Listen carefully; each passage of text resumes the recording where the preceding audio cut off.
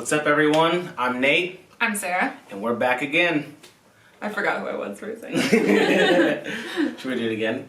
No, it's okay. No? Okay. So today we are going to talk about some assumptions about interracial couples. Whenever we do a video like this, it is always coming from our own personal experience because I can't speak for anyone but myself, and she can't speak for everyone that's like me. Yeah, no. So in a relationship. Yeah, we're always talking from a point of personal experience. If that does offend anybody, I'm very, very sorry. But just know that I am always only talking about my own experiences, and I'm never trying to generalize anybody's experience because I don't know what every single person goes through. So.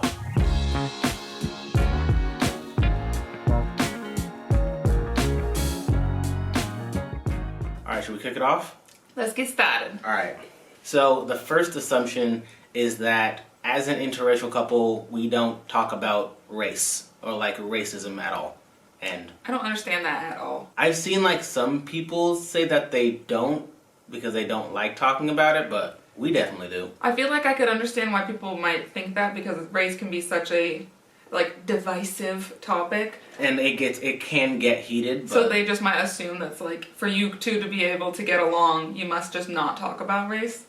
But I really don't see how you could have I don't know how we could have a healthy relationship without talking about race. We talk about it all the time because race is the basis of a huge human rights issue across the world. So how could you not talk about race? How could you not talk about such an important issue with the most important person in your life? Yeah, but so that one is false. Yeah. We do talk about race. Mm-hmm.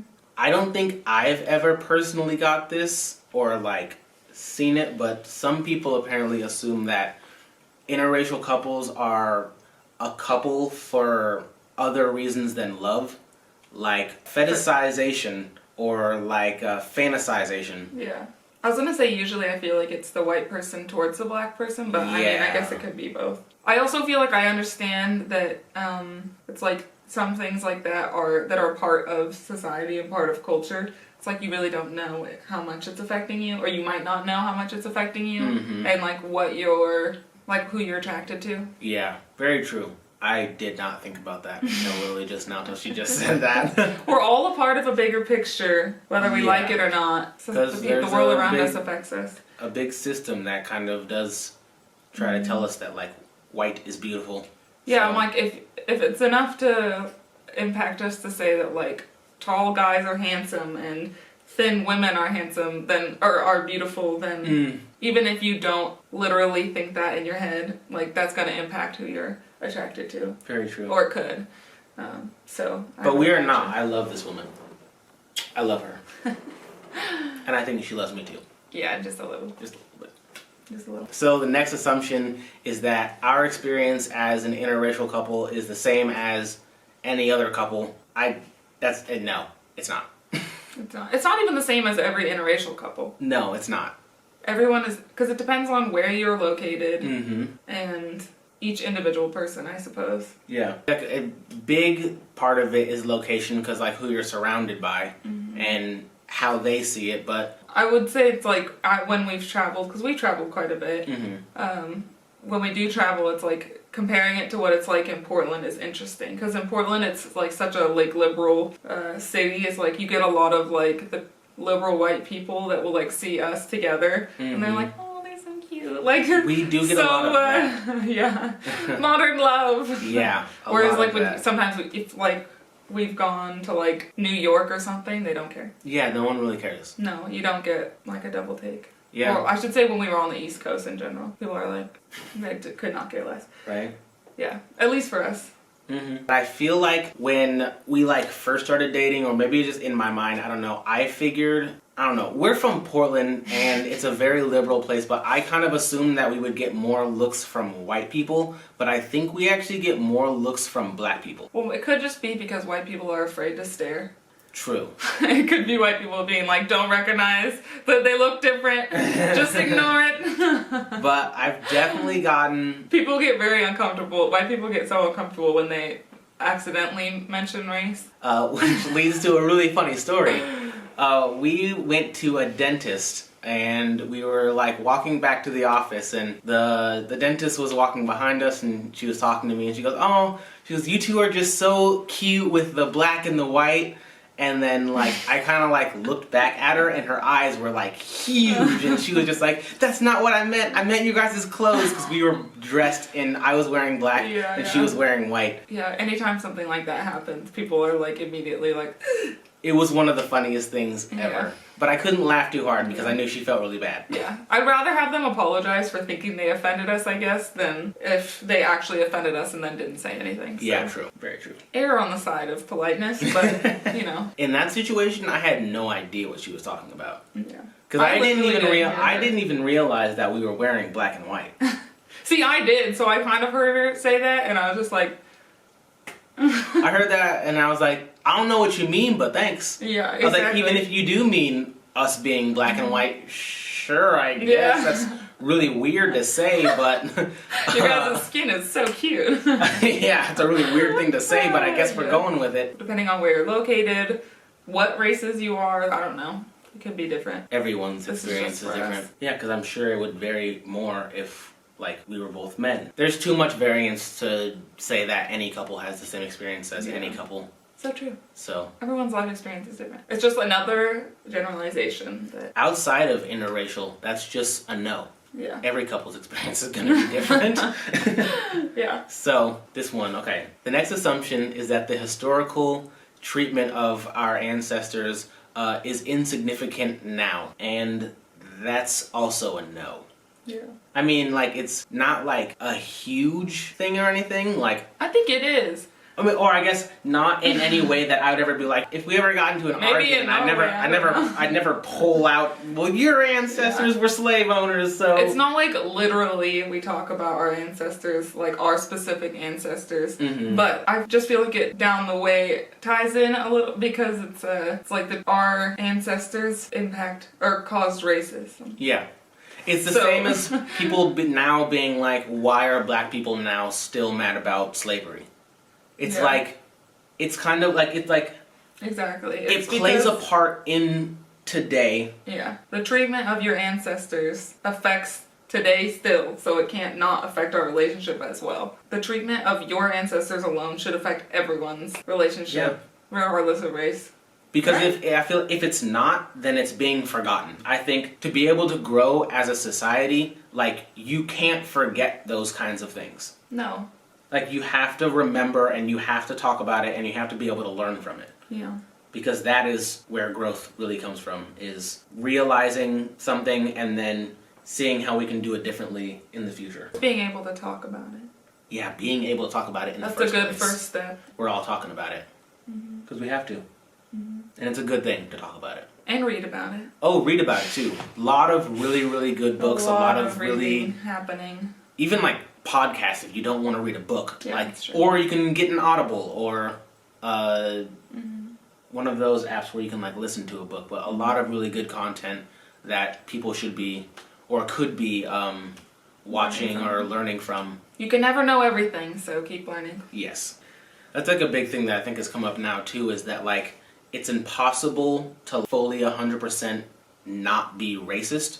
Yeah. Because like there are little things that you might do that you don't realize are, but they are affecting somebody. Or you're just a part of a system that is racist, so it's like you're in it. Yeah.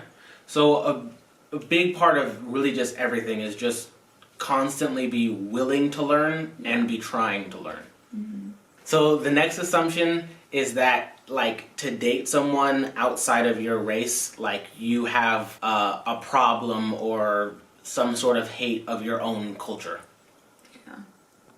That's not true. No. Not for me. No. I just like this literal guy. Yeah. Because I mean, it's the same thing when we're talking about like when people were first starting to like try and accept, I don't understand how they were in the first place, but like homosexuality. It's like love is love and you don't get to choose, if you believe that, you don't get to choose who you fall in love with. Yeah. So I didn't like wake up and it's like, I'm going to fall in love with a white girl. I'm on the lookout. White girls, where are you? Whites only. Yeah, no, it's White ladies only. Yeah. Yeah, no. And I love black culture. Yeah. I could see how like race could contribute though if you were looking for someone that had the same experience as you. That is true. Yeah. Because I mean, at least for if you're in a minority, like I feel like as a white person, everyone knows what the white person's experience is. Like it's celebrated, not celebrated, but it's shown everywhere. Mm-hmm. Whereas like if you aren't white, I could see you wanting to be with someone who is of your race so they can actually understand your experience. Yeah. Like personally understand it. I totally see that. That I understand. Sarah personally, I think, is very good at understanding. She's also very good at knowing that she doesn't understand. So there's never a time where she's just like, I'm like talking to her about something and I feel like she's just not listening or not understanding, because sometimes she might even just say, I mean, I can't personally understand what you're talking about, like what you've been through and stuff, but I am listening and I am hearing and I'm understanding the best that I can. I have actually personally heard this one, that I allow Sarah to say the N-word. There are some people that think that like if you're dating a white person or a person that's not black, then like the black person allows the other person to say the N-word, and that is not true. There is no such thing as a black card. There's no such thing as like a free pass because you have a certain amount of black friends. Like, you're not black, just don't say it. It's cool. Yeah. It's okay. I was just listening to the audiobook for So You Want to Talk About Race. And she mentions a story from her about her mom, who is white. The author is black. And her white mom was saying, like, don't I get credit for raising black children? And her mom was like, or the daughter was like, no. No, you don't. You don't. I know you bought tickets to the Kendrick Lamar concert or the whoever concert. You still don't get to say the N-word when he says it in a rap song. Like, please just don't. Anytime we've been at a concert where the performer says the N-word and the audience doesn't get quieter for that word, I'm like, yeah. Somebody said it! This crowd is super white. We live in a very white place. Yeah. Alright, so the next assumption, some people say that when a black person is dating like a white girl or something, that they hate themselves or they hate like their blackness. And in some way that dating someone that isn't also black means that you don't like the blackness about you, or that there is self-hate in that. And maybe there is with some people, but not me at all. Yeah. Like I said earlier, to me, love is love, and you don't really get to choose who you fall in love with. So who I have fallen in love with has nothing to do with how I see blackness. I don't have any. Because I guess this one kind of ties in with the like that we have that we don't like our own culture. Yeah. I don't agree with that, and I don't like when people say that. I think that's probably the thing that I've like seen the most whenever like any like black man starts dating a person that is not also black. And I mean, maybe it is just because I'm also dating a white person, but like I like feel that one a lot, and I'm just like, that has nothing to do with how I feel about blackness. Okay, so the next assumption is that if you are dating someone in a different race, you cannot be racist to that race. Or like, you can't be racist. And like, that's not true. That's so not true. Yeah, it's not true. You could be racist towards your partner, let alone other people of that race. You could be racist towards your partner, or like, let's say we had kids, I could easily do something racist to our children, which is why I'm like trying to learn as much as I can now before I have like influence over. True. No, I'm not pregnant. No, she's not pregnant. She's not pregnant. But in the future, if we had kids, I'm like, I want to be as prepared as possible. I want to be as educated as I can before I'm in an influential role in someone's life. Typically, I think this is more put on black women, but like, if you're not black and you're dating a black woman and then telling that black woman like, oh, you're one of the good ones, you're not one of the ghetto ones or whatever, like, that's racist. Mm-hmm. Being more receptive to your kid going over to a white friend's house than going over to a black friend's house, that's racist. So I guess like in a couple that could be like if I was like if I wanted you to hang out with your white friends more than your black friends because I was like you're gonna get into trouble with your black friends. Yeah, assuming that kind of stuff. That should be a constant thing in your mind to try and just really think about what you're saying and what you're doing and really try and think about the systemic stereotypes that are put on different races and really try and like throw that out of your mind because every human being is different and you honestly never know. So another assumption that I'm sure all mixed racial couples get is that like specifically me and Sarah, like, oh, you guys are gonna have such beautiful mixed babies.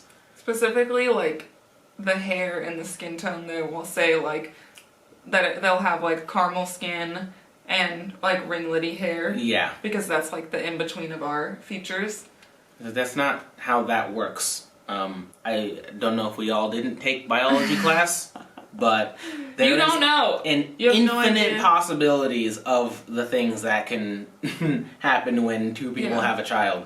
And it's like, just don't fetishize mixed race babies. No. Our child could come out extremely light skinned, they could come out completely dark skinned. Yeah. They could come out albino. You never know. Every child that is born is beautiful, and it has nothing to do with the race of their parents. It has nothing to do with their race. Or their appearance in general. Yeah, nothing to do with appearance. Just so that's something to not say to your interracial couple friends. If you have any friends in interracial couples, or you know, if you see someone on the street, don't feel the need to come up and tell them that they're gonna have beautiful children. Yeah. Alright, so that is it for today. I hope you liked hearing our experience. Yeah. Like we said, everyone's experience is different, so I think it's good for as many people to share their experiences as possible. Yeah. So, if you have not yet, go ahead and hit that like button and also hit the subscribe button if you want to hear a little bit more from us. Love you! Bye!